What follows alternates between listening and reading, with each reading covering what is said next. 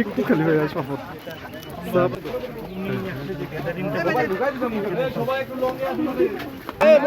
মঞ্জু ভাই সামনে আসুন বসেন বসেন বসেন বসেন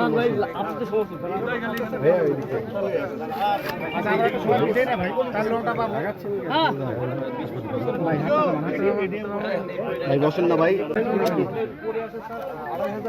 সামনে আরো খনন সামনে আরে চুপ করে থাকো দেখো না এখানে দেখো বিষয় ভাই আসেন না খনন বিকাশ পেমেন্টে 10,000 টাকার বেশি অফার শপিং চলছে তো 3 বছর তাহলে ওই গাছটা তখন একটা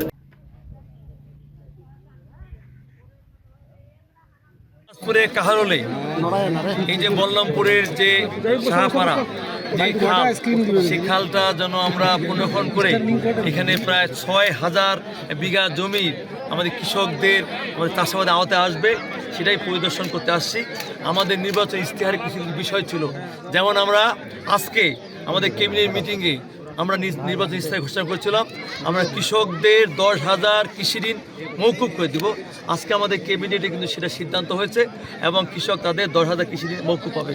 আমরা ফ্যামিলি কার্ড পর্যায়ক্রমে শুরু করেছি, আমরা কৃষক কার্ড দিব এবং আমাদের সারা বাংলাদেশে আমাদের নির্বাচন ইশতেহারে আছে আমরা 20,000 কিলোমিটার নদী খাল জলাশয় খনন করব, সেটারই ধারাবাহিকতা আজকে আমার এখানে পরিদর্শন।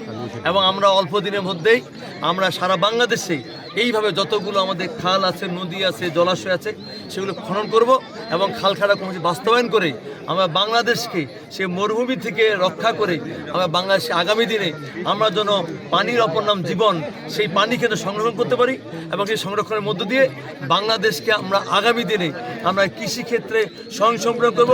যে শহীদ প্রেসিডেন্ট জিয়াউর রহমান সেই সময় এই খাল খনন কমিটি বাস্তবায়ন করে উনি কিন্তু আমাদের ফসল বিদেশে রপ্তানি করেছিল। আমাদের তারেক রহমানের নেতৃত্বে সরকার, সেই সরকার আমরা সেইভাবে আমরা পদক্ষেপ নিচ্ছি।